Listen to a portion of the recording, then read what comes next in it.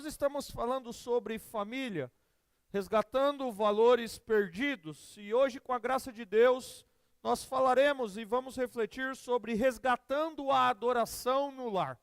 Resgatando a adoração no lar. Josué capítulo 24. Josué capítulo 24, versos 14 e 15.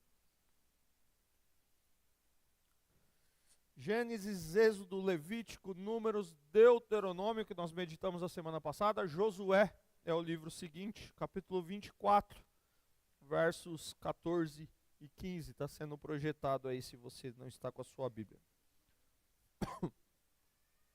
Agora temam o Senhor e sirvam. Perdão. Agora temam o Senhor e sirvam-no com integridade e fidelidade. Joguem fora os deuses que os seus antepassados adoraram além do Eufrates e no Egito, e sirvam ao Senhor. Se, porém, não agrada a vocês servir ao Senhor, escolham hoje a quem irão servir. Se aos deuses que os seus antepassados serviram além do Eufrates, ou aos deuses dos amorreus, em cuja terra vocês estão vivendo, mas eu e a minha família serviremos ao Senhor. Vamos repetir todo mundo junto essa última parte? Mas eu e a minha família serviremos ao Senhor. Pai, obrigado pela tua palavra, Pai, que foi lida aqui. Que o teu Espírito Santo continue falando conosco. Nós queremos ouvir o Senhor, nós queremos ouvir a tua voz, ó Pai. Que o teu Espírito Santo fale aos nossos corações aquilo que o Senhor deseja nos dizer nessa noite. É assim que nós oramos. Em nome de Jesus, amém. No prefácio de um livro chamado Adoração no Lar, Princípios Práticos para o Resgate do Culto em Família, de um autor chamado Donald Whitney, o pastor que faz o prefácio daquele livro, Jude Clay Santos, um brasileiro, ele descreve que o culto cristão é uma audiência com Deus vivo. Os filhos de Deus reconhecem a santidade de seu caráter, a beleza de sua majestade e a força do seu poder. Por isso se reúnem para expressar gratidão e louvor, honra e glória. O culto a Deus tem 3 dimensões: individual, público e familiar. O culto a Deus tem 3 dimensões: individual, público e familiar. Eu penso que se nós abríssemos uma enquete aqui, poucos negariam a importância do culto doméstico, poucos negariam a importância da adoração no lar.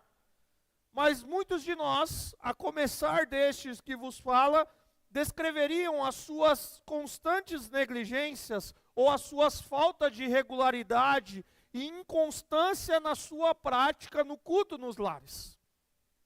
Alguns, talvez por uma rotina ou por uma falta de rotina, que insere o culto no lar como uma prioridade. Outros porque talvez acham que o culto é apenas no templo, é responsabilidade da igreja.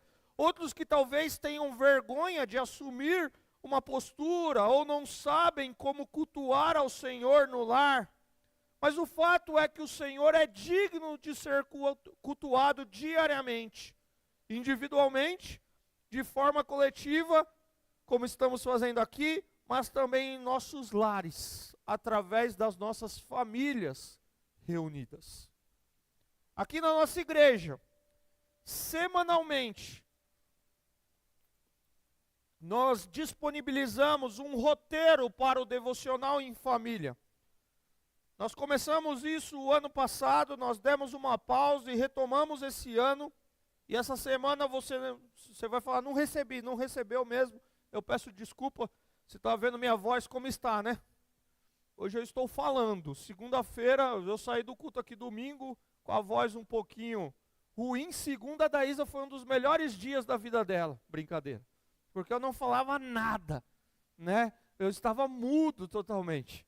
Mas aí, se terça-feira começou a voltar a minha voz, mas ela ainda está falha, então eu tive uma semana meio atípica aí, meio indisposição, e eu não consegui fazer. Mas normalmente nós pegamos e nós inserimos, né, Nós pegamos a mensagem de domingo, eu faço um resumo dessa mensagem, nós separamos uma música, nós inserimos algumas perguntas, eu envio para a Larissa, ela é a nossa líder do Ministério de Comunicação. A Larissa, ela coloca num roteiro, num template, num layout bonitinho ali, e disponibilizamos no grupo do WhatsApp da igreja. E por que nós fazemos isso? Mesmo entendendo que a igreja ainda não abraçou a ideia. Mas por que nós fazemos isso? Nós entendemos que nós precisamos expandir a reflexão realizada no domingo. E a nossa casa é o primeiro lugar onde nós aprendemos e ensinamos e vivemos o amor de Jesus, queridos. Precisa começar em casa. Queremos refletir sobre Jesus a começar pela nossa casa. O lar deve ser um ambiente onde nós pastoreamos o coração dos nossos filhos. E como eu disse a semana passada, a igreja como família da fé é parceira desse processo de crescimento e maturidade espiritual. Nós entendemos que basicamente existem 3 elementos muito simples para o culto doméstico ou para a adoração no lar, vamos chamar assim. A leitura bíblica, a oração e o cântico. Não existe necessidade de um preparo, de uma explicação prévia. Você ouviu o sermão de domingo, simplesmente leia o texto que está resumido ali, faça as perguntas ou faça uma adaptação para a sua realidade familiar, ore e cante um louvor ao Senhor. E você não precisa nem cantar com essa voz linda como a minha. Você põe lá no YouTube, que já tem um link, projeta e você vai ouvir o cantor original cantando e você só acompanha cantando baixinho, para a voz dele sobressair a sua. Estou brincando, né? Mas você adora ao Senhor, você usa aquilo como um guia. Então a gente facilita esse processo. Para quê? Para que a gente tenha esse momento de adoração no nosso lar. E no texto que nós lemos, Josué, ele declara publicamente o seu compromisso. Qual é o compromisso de Josué? Eu e a minha casa serviremos ao Senhor. Ou eu e a minha família serviremos ao Senhor. Essa afirmação, ela é parte de um versículo, ela é bastante conhecida, está no último capítulo do livro de Josué, mas nós precisamos entender um pouco do contexto, para a gente entender em que momento Josué faz essa citação. Se você conhece a história bíblica, você vai lembrar que nós paramos na série de Gênesis no capítulo 11, e nós terminamos o capítulo 11 falando sobre o nascimento de Abraão. Nós não entramos na história de Abraão. Mas Deus, ele se manifesta, Deus, ele aparece para Abraão, e Deus, ele pede para ele deixar, ele abandonar o seu país, Ur, o seu povo, a casa do seu pai, para ir à terra que Deus lhe mostraria. Deus o chama para uma tarefa importantíssima, ser o líder de uma grande nação, ou de uma geração, um povo que deveria trazer glória ao nome de Deus. E Abraão, ao longo da sua jornada, nós vamos perceber que ele não tomou posse da terra que foi enviado, mas ele deixou aos filhos o legado da aliança de Deus com ele e com a sua descendência. De Abraão vem Isaac, de Isaac vem Esaú e Jacó, e dos filhos de Jacó vem aquilo que mais tarde viria a ser as 12 tribos de Israel. Mas encurtando a história, um dos filhos de Jacó, José, você vai lembrar da história dele, que ele é vendido pelos seus irmãos, ele passa por um momento de muita privação, ele chega a ser preso, ele passa por momentos de ser falsamente acusado, mas ele chega no ápice, ele se torna o governador do Egito, e por conta da fome, ele leva a sua família de Canaã para o Egito, e ali Jacó e José morrem. Eles se instalam ali é uma família, aproximadamente 70 pessoas, os seus descendentes se multiplicam, e agora eles são um grupo grande. Um grupo que é considerado uma parte representativa da população do Egito. Mas surge então ali no Egito um novo rei, um novo faraó que não conhecia José.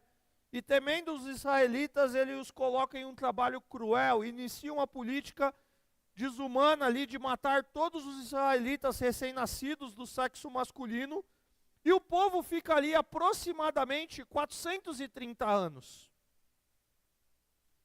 E como eu disse a semana passada, após todo esse tempo, Deus chama Moisés e utiliza a sua vida para que eles fossem retirados daquela terra, da escravidão do Egito. Deus relembra que eles foram chamados para um serviço, para adorar a Deus, que eles tinham um chamado claro, que eles foram chamados para uma caminhada até uma terra prometida por Deus, que eles receberam o chamado de abençoar todas as famílias da terra. Deus estava fazendo deles uma nação, dando-lhes a lei, guiando-os à terra prometida. E depois de 40 anos no deserto, como nós vimos a semana passada em Deuteronômio, a renovação da aliança estava sendo feita com uma nova geração. E quando Deuteronômio chega ao fim, começa o livro de Josué.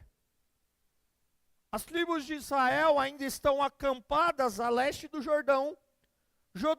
Josué, é o líder que vai ser, se torna o sucessor de Moisés. E ele conduziu o povo à terra prometida, e ele vai liderar o povo por algumas décadas. E o livro de Josué é um livro fantástico, porque ele relata a história do povo de Deus, que nós vamos ver essa promessa que Deus faz para Abraão, que o povo se torna escravo lá no Egito, Deus libertando o povo peregrinando pelo deserto, e o livro de Josué relata a história do povo de Deus entrando na terra prometida pelo Senhor. E eles conquistam aquele território.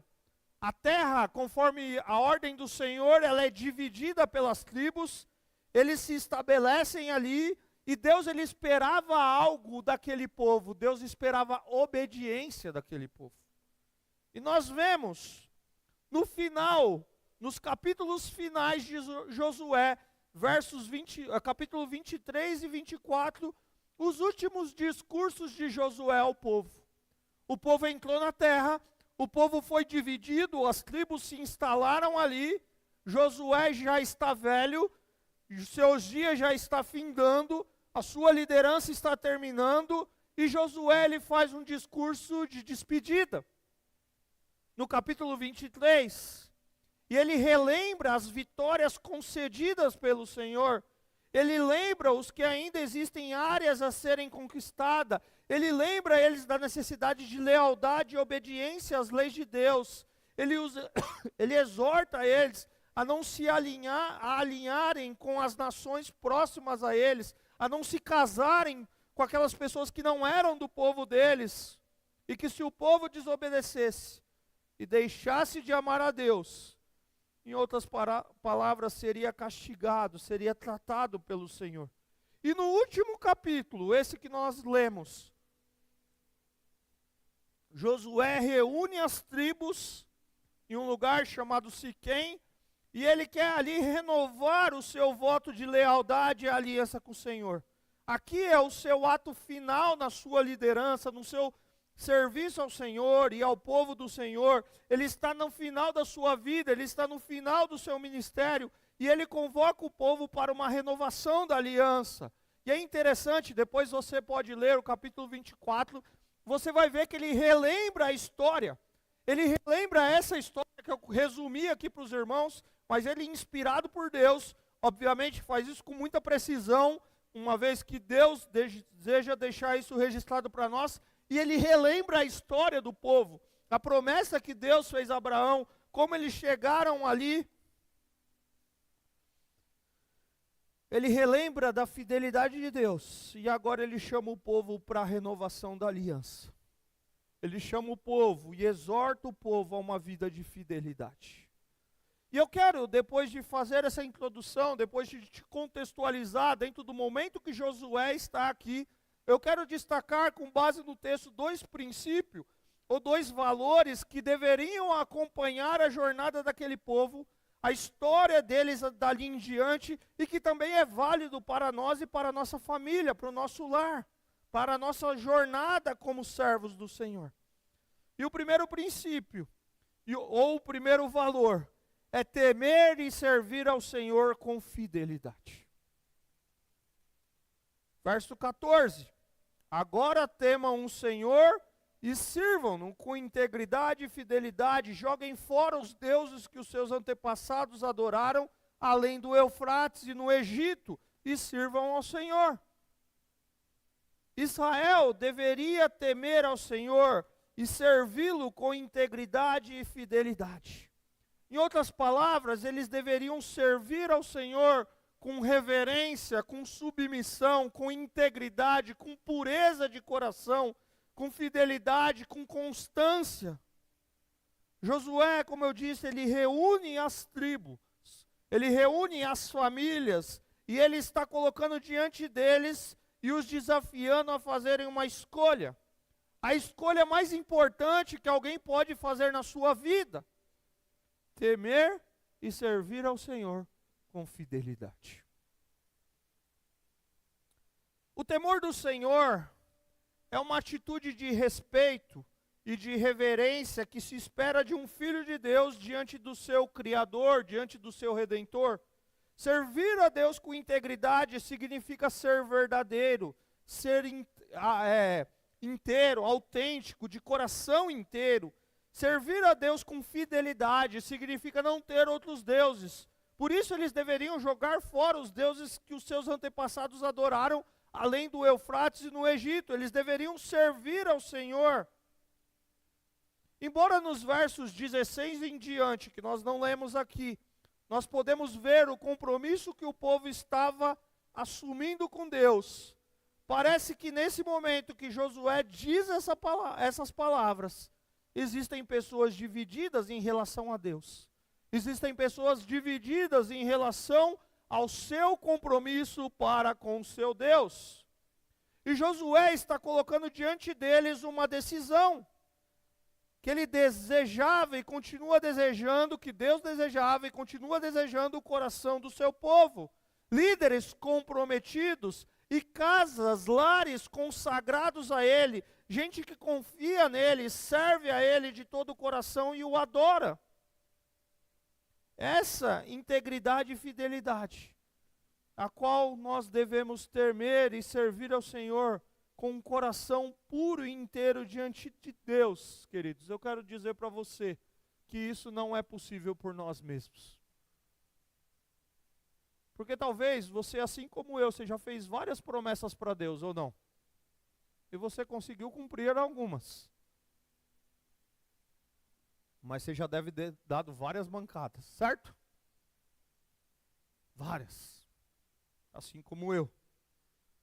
Como sendo pecadores, pelo menos eu sou, e a Bíblia diz que todos somos, nós podemos conhecer esse Deus Santo e nos relacionarmos com Ele, dessa forma que Josué está colocando aqui. Porque a grande questão para nós é exatamente essa. Se você ler os versos seguintes, o Josué vai colocar isso em dúvida. Quer ver?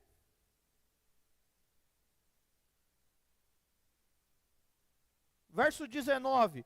Josué disse ao povo: vocês não têm condições de servir ao Senhor. Ele é Deus santo, é Deus zeloso. Ele não perdoará a rebelião e o pecado de vocês. Vocês não têm condições de servir ao Senhor. E aí nós temos um problema. Se nós não temos condições, o que nós fazemos? Porque eu estou jogando água em todo mundo aqui, né? Acabei com o sermão. Nós não temos condições. Nós precisamos de alguém que tem condições. E é isso que nós vamos falar aqui. Porque quando Deus, Ele criou o mundo, Adão e Eva andavam em um mundo perfeito, em perfeita comunhão com Deus. Homem e mulher, Adão e Eva viviam em perfeita harmonia um com o outro e com seu Deus. Aqui sim era possível. Eles amavam a Deus, eles obedeciam, assim como foram criados para fazer. Eles realmente andavam com Deus no jardim, desfrutando da perfeita comunhão com Deus. Mas isso não durou muito. O homem e a mulher, Adão e Eva, desobedeceram a Deus, saíram do plano ordenado por Deus, e num instante, com o pecado entrando no mundo, aquelas pessoas que viviam em perfeita harmonia, agora estavam acusando uns aos outros, estava enganando e brigando pelo controle. O medo, a culpa e a vergonha se tornam o padrão das experiências humanas. O pecado, ele altera cada pensamento, cada desejo, cada palavra e ação. Ele cria um mundo de inconstâncias, adoração de si mesmo, de total egoísmo. As pessoas desejavam ser servidas, mas não gostavam de servir. Elas se esqueceram do seu Criador, mas adoravam a criação. Elas amaram as coisas e usaram as pessoas para conseguir as coisas. E eu usei o verbo no passado, mas será que essa não é uma realidade presente também em nosso tempo? A história, desde que o pecado entrou no mundo, queridos, ela segue ladeira abaixo. Nós, eu e você, antes de não nascermos de novo, nós temos uma natureza corrupta. Nós pecamos todos os dias, consciente de maneira voluntária e inconsciente de forma involuntária. E Deus viu o mundo devastado pelo pecado, como nós vimos na série de Gênesis. E Ele decidiu agir para que pudesse consertar o que havia sido danificado de maneira tão terrível. E nós vemos o seu plano de redenção, que alcançou o auge com a vinda de Cristo. No momento certo, Deus mandou seu único filho para o mundo. O pecado que habita em cada um de nós sempre nos levará a errar constantemente, inclusive como marido, como esposa, como pai, como mãe, como filhos. Por isso, para conseguir, queridos, obedecer e servir ao Senhor, temer e servir ao Senhor com fidelidade, não é possível buscar isso em nós mesmos. É preciso buscar isso em alguém. Em Jesus, nós temos o perdão dos nossos pecados. Em Jesus, nós temos as nossas vidas transformadas. E nós podemos viver e apresentar a nossa família diante de Deus com fidelidade e integridade. Só há uma forma, queridos, da gente ter esse temor, essa reverência, essa fidelidade e essa integridade diante de Deus. Não é a consciência de que não é possível por nós mesmos. E nós precisamos de alguém que tornou esse caminho possível. E esse alguém é Cristo Jesus. Por isso que nós precisamos do Espírito Santo de Deus habitando em nossos corações, para que a gente viva essa vida de integridade. O nosso desejo, numa noite fria como essa, depois talvez de alguns final de semana corrido, talvez era tomar um chocolate quente no sofazinho, assistir o jogo do São Paulo com o Palmeiras. Né, Davi? Cadê o Davi? Tá lá, escondidinho, ó. Deve estar lá vendo o placar do jogo. Lá na porta ele vai me contar o placar do jogo. Tomar um chocolate quente, porque esse não é o nosso desejo natural, queridos. Por conta do pecado que habita em nós, mas em Cristo Jesus habitando em nós, a nossa vida vai sendo moldada, ao ponto que a gente se torna prazer em estar aqui cultuando a Deus. Porque nós não estamos aqui num evento qualquer, nós estamos aqui reunidos diante do nosso Deus. Por meio de Jesus Cristo, nós podemos em nossas vidas e na nossa família temer e servir ao Senhor com fidelidade. No final da sua vida, mais uma vez, Josué exorta os israelitas a permanecerem fiéis a Deus. E a pergunta é, e nós? Como está a nossa caminhada com Deus? Deus é digno de ser adorado diariamente em nossas vidas e em nossos lares. Então, como está? Nós precisamos de Jesus no nosso lar, como fundamento da nossa família, para a gente ter esse prazer em adorar ao Senhor. Ele precisa ser o centro do nosso coração, para a gente parar de olhar para as imperfeições das pessoas, e olhar para Ele e adorar Ele com todo o nosso coração. Ele precisa ser o centro. Porque quando a gente olha para nós mesmos, às vezes a gente fala, como a gente dá mancada, né? Por isso que ele precisa ser o centro, queridos. Nós vamos errar como marido. Vocês, esposa, vão errar como esposa. E não vem com aquela piadinha de que o homem nunca tem razão, a mulher sempre tem razão. Isso é piadinha. Homens e mulheres erram, falham e precisam pedir perdão. Os pais erram e precisam pedir perdão. Ou nunca você estava meio alteradinho lá e deu uma bronca fora de ordem. Aí a esposa olha para você e fala, você pegou pesado, né? Aí você vai lá, desculpa e tal. Só eu que fiz isso aqui, né? Porque a gente erra, queridos. Mas se a gente não tiver o Espírito Santo de Deus nos moldando, nos transformando, a cada dia olhando para o Senhor, os nossos corações, nós não vamos servir ao Senhor com temor e fidelidade. Os deuses aqui eram sim aquilo que eles se apegavam dentro do contexto, as imagens que tinham, mas o ídolo, os deuses do nosso coração nem sempre é uma imagem, queridos. São tantas outras coisas que nós nos apegamos e falamos assim, a minha família vai ser perfeita quando eu morar naquela casa. A minha família vai ser perfeita quando eu tiver aquele carro. A minha família vai ser perfeita quando eu terminar tantas faculdades. Não é verdade. Primeiro, porque não existe família perfeita. E segundo, porque você terceiriza, você está colocando outras coisas. Não, a sua família vai ser melhor, a sua família vai ser restaurada, a sua família vai ser mais unida, a sua família vai ser mais harmoniosa quando Jesus for o centro da sua casa.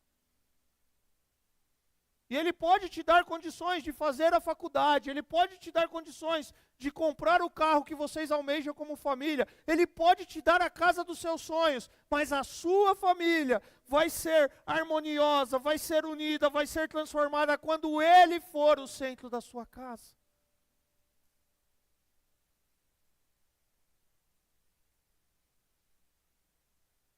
Lendo um livro que traz uma citação atribuída, e eu estou confiando no autor do livro aqui, a Charles Spurgeon, o príncipe dos pecadores, ele dizia assim, se quisermos construir uma família piedosa, que seja uma semente para servir a Deus quando nossas cabeças estiverem sobre os torrões do vale, que venhamos educá-la no temor de Deus, unindo-nos em família para o culto. Essa ideia aqui de torrões do vale, eu fiz uma pesquisa breve, ela tem vários sentidos, mas parece que no perigo, nas tempestades, se quisermos construir uma família piedosa, que seja uma semente para servir a Deus, quando nossas cabeças estiverem sobre os torrões do vale, que venhamos a educá-la no temor de Deus, unindo-nos em família para o culto. E esse mesmo livro, ele traz o relato de alguém que visitou o lar de Spurgeon, em uma ocasião, ele escreveu o seguinte, um dos momentos mais úteis de minhas visitas ao Westworld aqui, era a hora da oração em família. Às 6 em ponto, toda a família se reunia para o estudo do culto. Geralmente, era o próprio Sr. Spurgeon que liderava as devoções. O grande pregador, ele começava vivendo igreja na sua casa. Nós estamos em outro contexto, é verdade, mas como está o nosso relacionamento com Deus, lá na nossa casa, com a nossa família? Deus deve ser cultuado pela leitura diária, pela oração, pelas instruções da sua palavra. Repito, Deus continua desejando o coração do seu povo, líderes comprometidos e casas e lares consagrados a Ele. Gente que de fato teme e serve ao Senhor com fidelidade, porque tem um Espírito Santo habitando na vida deles. Gente que olha para Jesus e fundamenta, nós falamos isso no culto de sexta-feira nos lares. Uma bênção, irmãos. Não percam, na próxima sexta-feira, na casa do Fernando e da Raquel, a gente vai divulgar o endereço aí, mas essa semana nós estivemos lá na casa da irmã Laíde, falando sobre a importância de um bom alicerce, quando Cristo é o fundamento. Eu quero, ainda no texto, extrair o segundo princípio, o valor que deveria acompanhar a jornada daquele povo, e que também é válido para nós e para a nossa família, para a nossa jornada como servos do Senhor. E o segundo é consagrar a nossa família a Deus. Depois de dizer a importância da integridade, da fidelidade, de temer e servir ao Senhor, olha o que Josué diz. Se porém não lhes agrada servir ao Senhor, se é melhor ficar no sofá tomando chocolate quente, assistindo o jogo, comendo pipoca, esperando o horário da pizzaria abrir para abrir todos os domingos, em outras palavras, escolham hoje a quem irão servir. Se aos deuses, a faculdade, o diploma, a casa que você almeja, o carro que você quer, os deuses que os seus antepassados serviram além do Eufrates, ou aos deuses dos amorreus em cuja terra vocês estão vivendo. Mas eu e a minha família, nós tomamos uma decisão. Eu e a minha família, nós conversamos em volta da mesa. Não deve ser a mesa naquele contexto não é igual a nossa.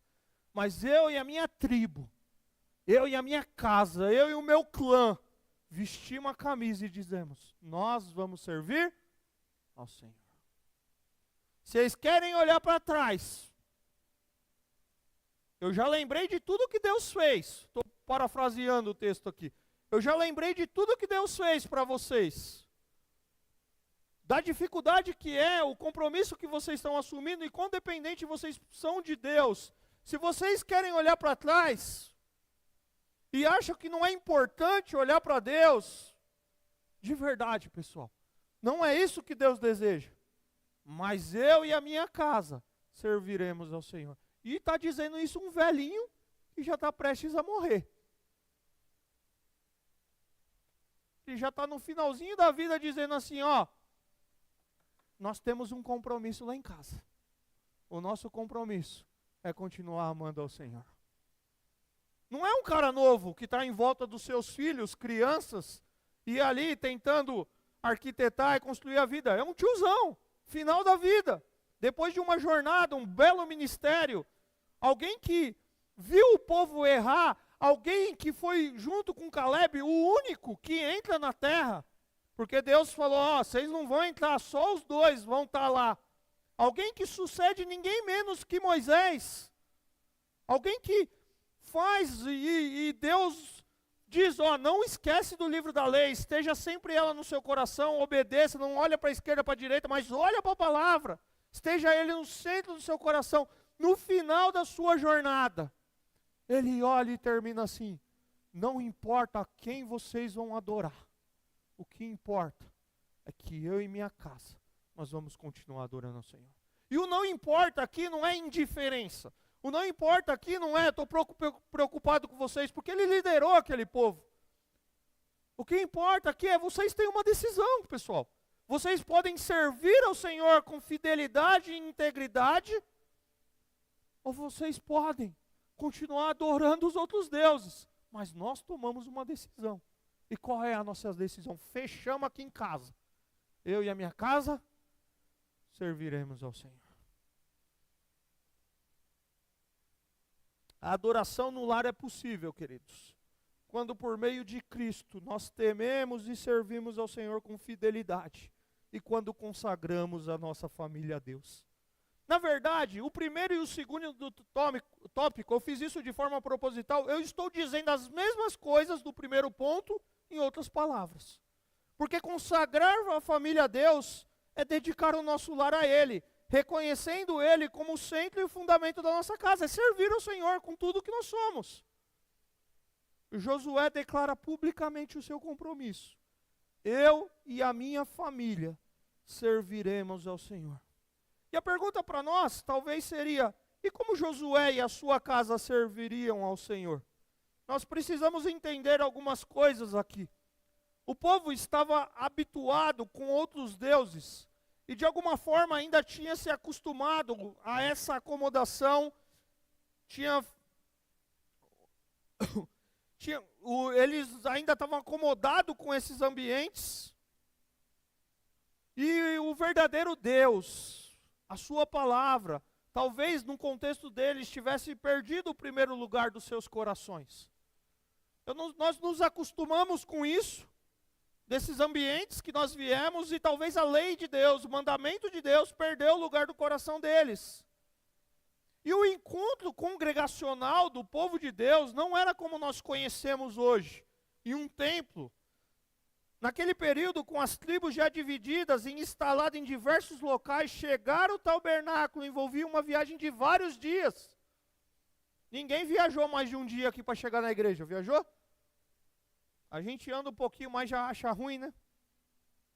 Quando eu morava no meu apartamento em Jandira e estava ali na igreja de Jandira, eu não precisava nem ter combustível no carro, porque era só descida, e eu chegava na igreja. Né? E porque a gente quer estar perto.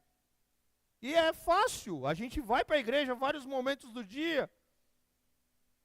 Mas naquele contexto, era possível, ou é uma verdade, que nos lares existiam o ensino, o culto regular em família, a adoração no lar. Isso estava ligado à determinação de Josué. Parte do serviço a Deus consistia no culto ao Senhor. E essa palavra que Josué usa aqui, servir, é uma palavra abrangente. Ela pode ser traduzida como adoração, culto. Não inclui apenas servir a Deus em todas as esferas de nossas vidas, mas também em atos especiais de culto. É servir a Deus com tudo que somos, com tudo que temos, é prestar culto a Deus.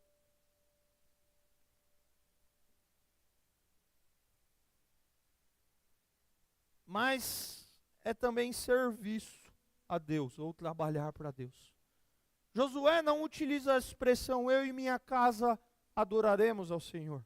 Amaremos e obedeceremos ao Senhor e aos seus mandamentos. Tudo isso faz parte do culto a Deus, está ligado a essa palavra. Por isso é uma expressão abrangente. Mas o que Josué diz é, eu e minha casa vamos prestar culto. Eu e minha casa vamos trabalhar para Deus.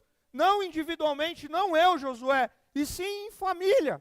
Eu já estou partindo, mas a minha casa, os meus, aprenderam a palavra de Deus e vão continuar amando a Deus. Repito, Josué já estava na reta final da sua vida.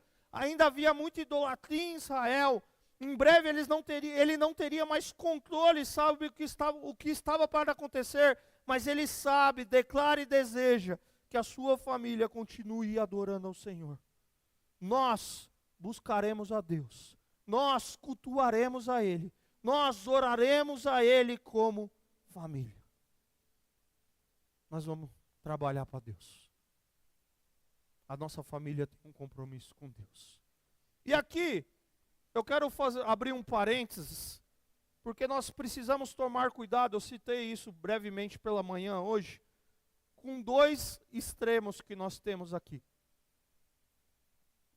São aqueles que prestando culto a Deus, prestando um serviço a Deus, são negligentes com a sua casa.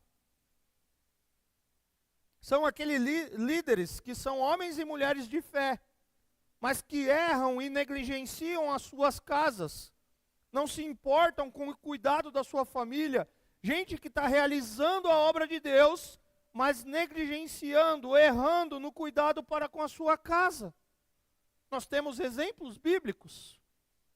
Davi é conhecido como um líder vitorioso, mas que fracassou na sua vida como pai. Ezequias, se eu não me engano, e se eu estiver enganado aqui, se alguém me corrige, mas Deus olha para ele e fala, põe em ordem a sua casa. Líderes, e depois o filho que vem depois desse rei, se eu não me engano é Ezequias, ele não vai seguir o caminho dos seus pais, ou do seu pai. Ele vai causar com idolatria lá em Israel. O grande problema desse extremo, queridos, é quando a gente tem uma vida muito santa na igreja, mas a nossa casa está uma bagunça. E aí isso é um problema de testemunho. Porque o filho que vê o seu pai santarrão na igreja e na sua casa fazendo tudo errado, o que ele vai imaginar que seu pai e sua mãe é?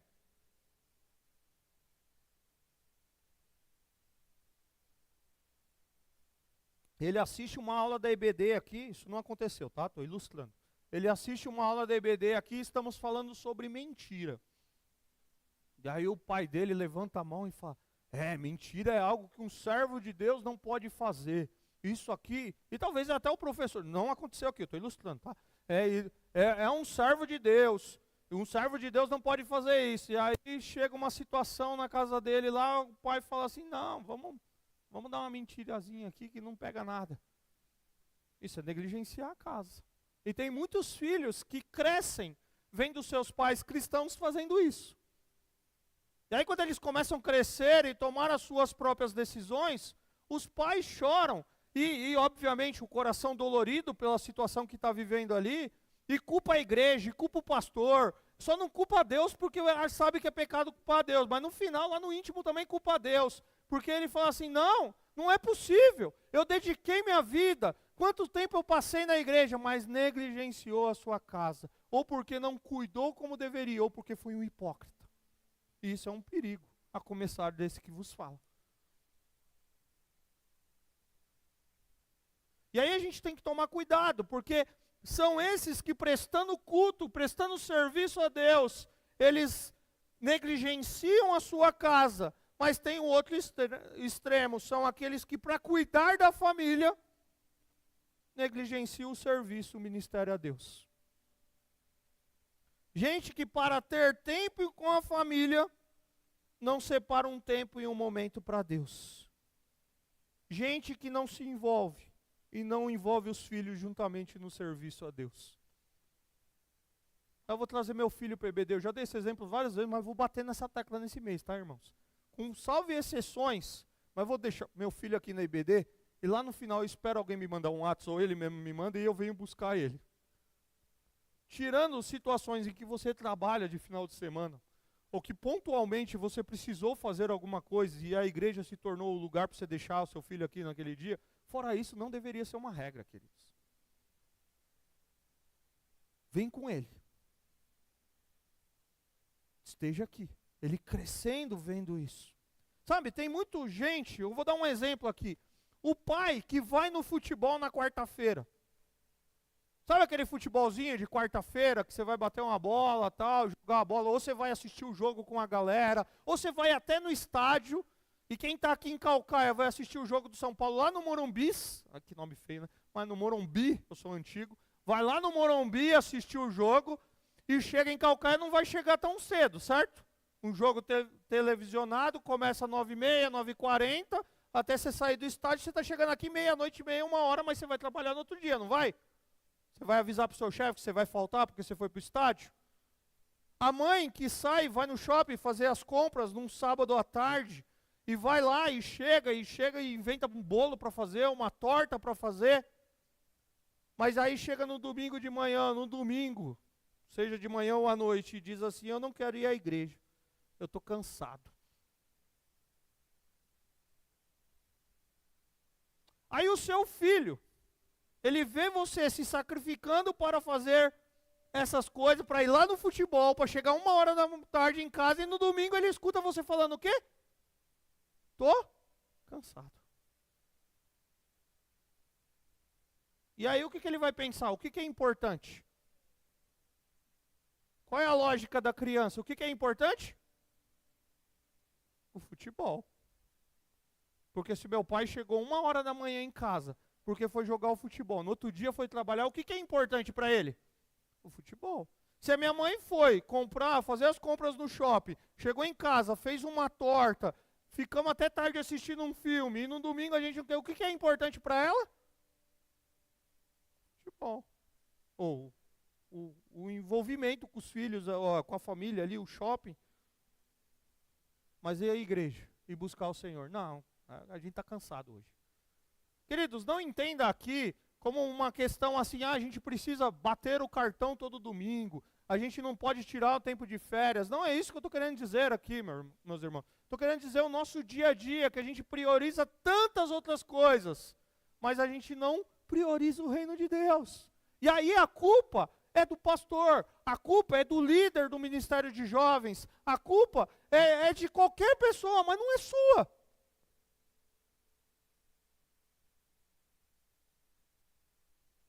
E aí a culpa sempre é do outro, mas ela nunca é sua.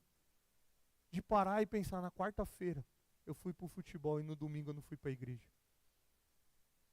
Mas eu fiz isso quarta dessa semana, fiz no outro mês, e eu estou abandonando isso, e meu filho está crescendo vendo isso.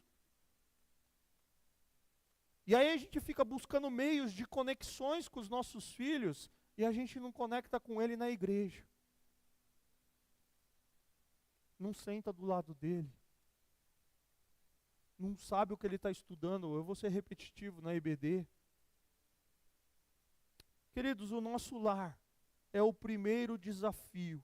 É onde nós devemos investir tempo e desenvolver um relacionamento construtivo com Deus e uns para com os outros. O Senhor quer que você seja um sacerdote em seu lar.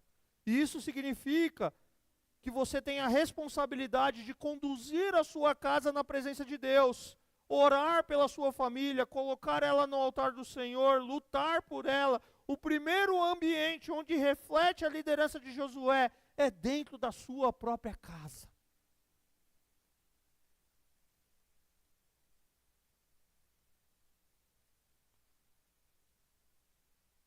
A história da vida de Josué glorificou a Deus e teve um impacto eterno na vida depois dele. Aquela geração, nós vamos ver que depois eles vão descambar, mas aquela geração responde com o compromisso de servir ao Senhor, e Josué renova a aliança com eles. Queridos, Josué ele não terceiriza a responsabilidade. Eu e aqueles que estão comigo vamos servir ao Senhor. Quem que vai servir ao Senhor lá na sua casa? Eu. E aí eu servindo ao Senhor, aqueles que estão comigo, seja por meio da minha oração, porque eu já não tenho mais influência sobre a vida deles, ou seja, pela influência que eu tenho, eles vão servir ao Senhor. Não terceirize a sua fé. Tem pais que já não oram mais com os filhos, já não leem mais a Bíblia. Os cultos domésticos, então, são de fato inexistentes. Quando nós começamos o culto doméstico aqui na igreja, eu falei para a liderança, eu estou dando 300 passos para trás. Quem estava naquela ouviu eu falando isso. Eu estou dando muitos passos para trás, porque ninguém faz mais isso. Mas eu acredito nisso, queridos, que começa na nossa casa. Assumindo as minhas falhas como pai, pelas inconstâncias, muitas vezes por conta da rotina, mas começa na nossa casa.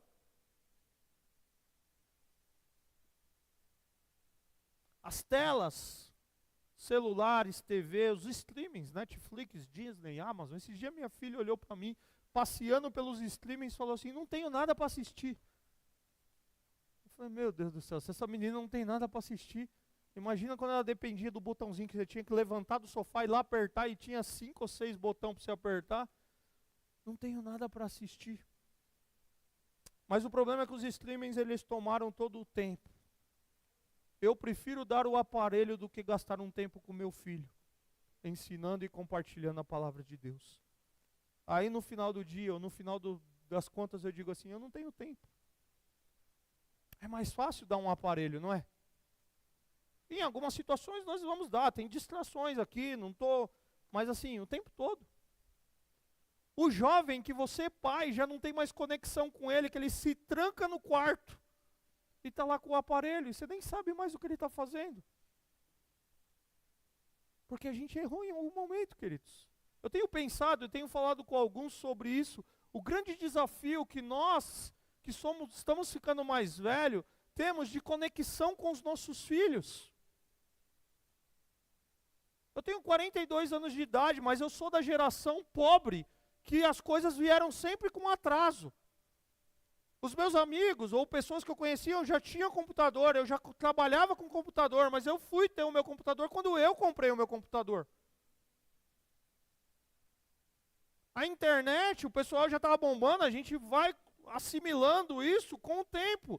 E aí a gente vai ficando atrasado e os nossos filhos nascem com todas essas questões próximos deles. E a gente vai desconectando dos nossos filhos, queridos. E aí a gente já não sabe mais o que ele gosta. A gente já não sabe mais qual é o prato de comida preferido dele. Porque qualquer coisa tá bom. Porque ele está lá o dia inteiro no celular na mão. E aí a gente quer olhar no final da vida e falar, eu e minha casa serviremos ao Senhor. Queridos, a gente precisa, como eu falei domingo passado, chorar aos pés do Senhor e dizer, Senhor, nos ajuda. Porque nós estamos errando demais. Eu oro, queridos, eu vejo a nossa igreja. E eu vejo essa molecada crescendo na igreja. Eu falo, meu Deus, Daqui uns dias a juventude da nossa igreja está aí bombando. Mas e aí, nós vamos entreter essa juventude ou nós vamos ensinar a palavra de Deus para eles? Eu não estou dizendo que não vai ter um cineminha com eles, um laserzinho, porque a gente faz isso de vez em quando. Mas a gente vai só entreter ou a gente vai ensinar? Josué exerceu liderança, e uma liderança que compreende que a fé começa em casa. Por isso eu quero convidar você a resgatar a adoração lá na sua casa. Como? Temendo e servindo ao Senhor com fidelidade por meio de Jesus e consagrando a sua casa a Deus. Josué, ele olha para trás, e com isso eu caminho para a conclusão. Ele vê a fidelidade de Deus. Foi assim que começou o capítulo 24. E ele conclui a sua jornada convidando o povo de Israel a tomar uma decisão. Estou no final da vida. A gente precisa lembrar da história. Mas vamos lá, galera. Como vai ser daqui para frente? A escolha mais importante que você pode fazer é pedir que Deus o aceite na sua presença. Que Ele perdoe os seus pecados e que Ele transforme a sua vida. É decidir servir a Deus com fidelidade e integridade e consagrar a sua casa a Ele. A quem ou a que a sua família querem servir? O que é mais importante lá na sua casa? Você tem liderado a sua família espiritualmente? Seus filhos andam no caminho de Deus?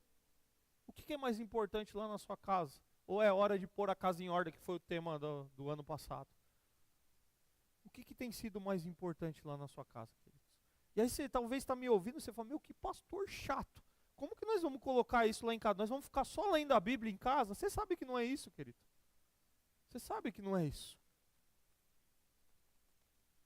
Na nossa casa, desenho é bíblico só. Não, não é isso, queridos. Não é isso. É ter Deus como fundamento lá em casa. Aqui em casa, o mais importante é a gente olhar para a palavra e obedecer a Deus.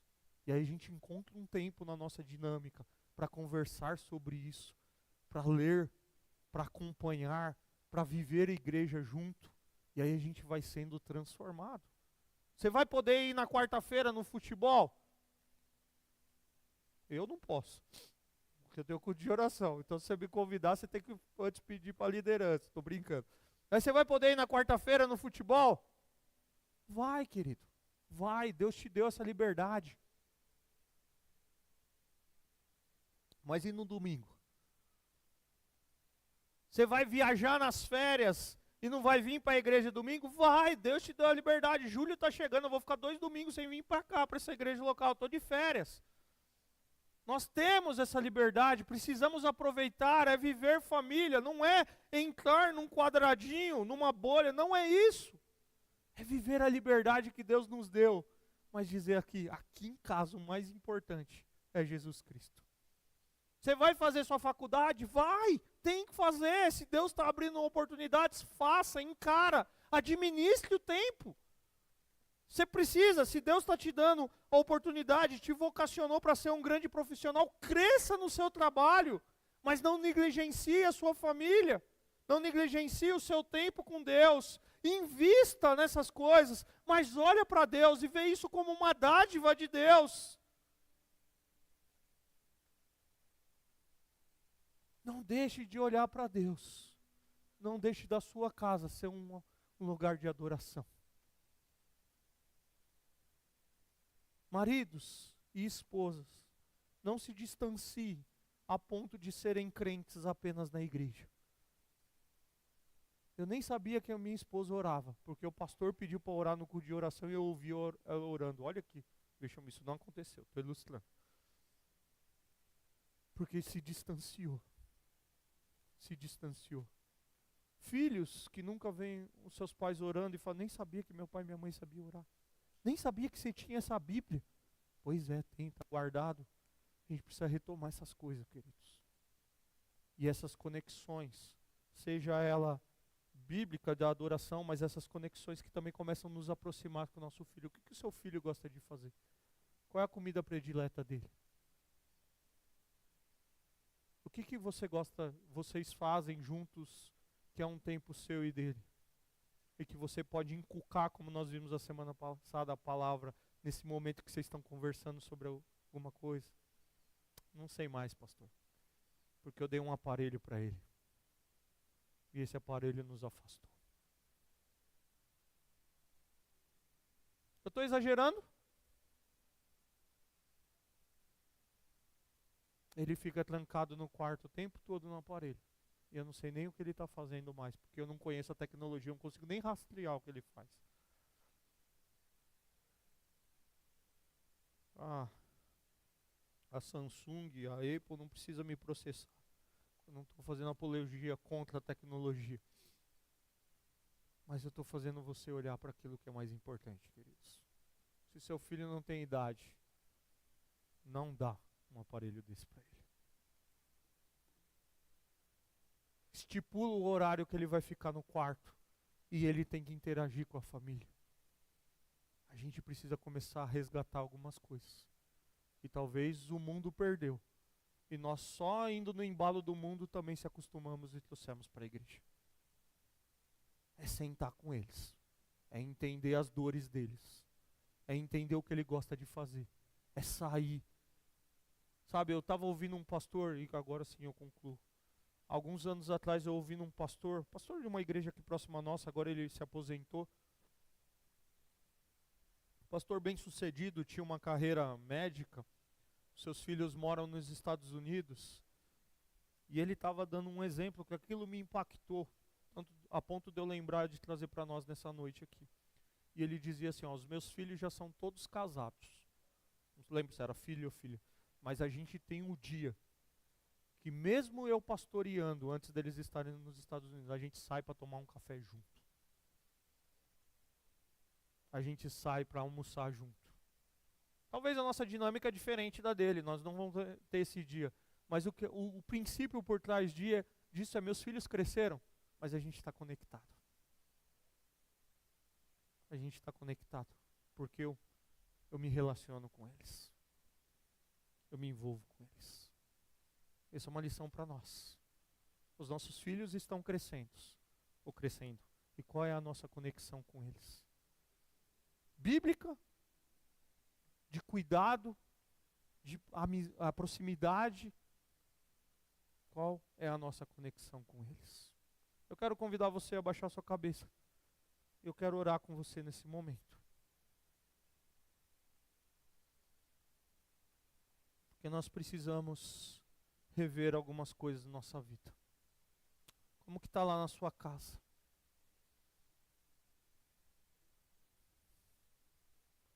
O que você precisa melhorar? O que eu preciso melhorar? Onde está o lugar de Cristo Jesus lá na sua casa?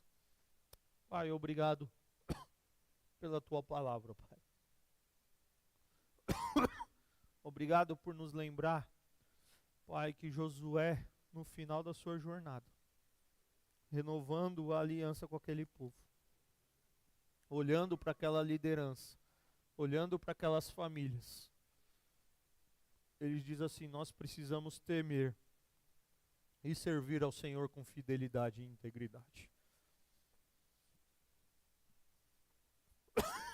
Nós precisamos abandonar os deuses que ficaram lá no passado, numa cultura que nós crescemos, fomos envolvidos. Nós precisamos deixar tudo isso para trás e nós precisamos nos relacionar com o Senhor. E ele olha para o Senhor e ele diz, eu tomei uma decisão. E ele olha para aquele povo e ele comunica a decisão no final da sua jornada e diz assim, eu e a minha casa, eu e a minha família, nós vamos servir ao Senhor. Josué não estava sendo indiferente para com aquele povo que ele liderou por tanto tempo. Ele estava colocando e ressaltando para eles a responsabilidade de terem as suas vidas transformadas pelo Senhor, para ser glória, para a glória do teu nome, para mostrar a tua glória para os outros povos. E ele diz assim, nós tomamos uma decisão aqui em casa, nós fechamos, nós vamos servir ao Senhor. Nós vamos prestar culto ao Senhor. Nós vamos trabalhar para o Senhor. Nós vamos juntos nos envolvermos na obra do Senhor, aquilo que o Senhor deseja fazer através da nossa nação, através desse povo. Nós estamos juntos. Talvez ele pudesse pensar, e aqui eu estou imaginando, Senhor, talvez ele pudesse pensar, eu já estou partindo. O meu ministério terminou. Os meus dias estão chegando ao fim. Mas eu chamei todo mundo aqui de casa para conversar. Eu chamei a minha família. Eu chamei o meu clã, eu chamei minha tribo. E nós trocamos uma ideia aqui, ó, e nós decidimos que nós vamos continuar firmes, olhando para o Senhor. E eu fico imaginando e pensando e orando, porque o Senhor nos trouxe aqui nessa noite para nos lembrar que nós precisamos servir ao Senhor com toda a fidelidade, com toda a integridade, com todo o coração. Nós precisamos consagrar o nosso lar ao Senhor. Nós precisamos tomar cuidado com o extremo do ativismo, mas também tomar cuidado com o extremo da falta de compromisso. E dizer, nós queremos com tudo que temos, com tudo que somos, servir ao Senhor. A nossa casa é um altar de adoração ao Senhor. Ali nós nos prostramos diante do Senhor, ali nós cuidamos uns dos outros, ali nós ensinamos, falamos da palavra, ali essa palavra tem nos transformado, e quando nós estamos na igreja, nós temos prazer em ser a igreja do Senhor, em servir na sua igreja, com os dons que o Senhor nos deu, para que o seu nome seja glorificado, para que o seu nome seja conhecido aqui em Caucaia, e por onde o Senhor nos enviar.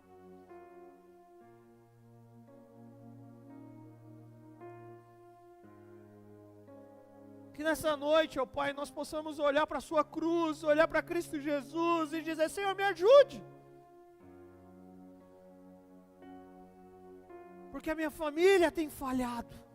Eu, como líder do meu lar, tenho falhado. Me ajuda, Senhor. Me dê estratégias para que eu possa ser o líder que o Senhor deseja na minha casa, para que eu possa ser o pai, para que eu possa ser a mãe, para que eu possa ser o filho que escute o pai e a mãe.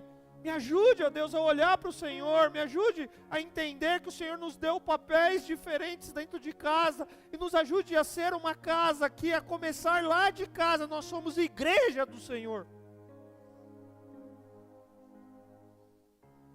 De vez em quando o Senhor sabe que nós vamos assistir um futebol, que nós vamos lá no estádio, que nós vamos comer uma pizza, que nós vamos passear no shopping, que nós vamos comprar coisas, que nós vamos fazer tantas coisas que o Senhor nos deu como presente nesse mundo, mas nós não vamos negligenciar o nosso compromisso com o Senhor. O Senhor sabe que em alguns momentos, na reta final de um curso, nós vamos precisar nos dedicar um tempo a mais ali, para terminar o curso. O Senhor sabe que nesse momento da nossa vida, da nossa carreira, talvez a gente precisa estar mais ausente em alguns encontros, mas nós não vamos negligenciar o nosso compromisso com o Senhor. E nem vamos nos abandonar, marido e mulher, no meio do caminho. Nós vamos estar juntos, olhando para tudo isso como graça, dádiva, presente do Senhor para nós. Abençoe as nossas casas. Abençoe as nossas famílias.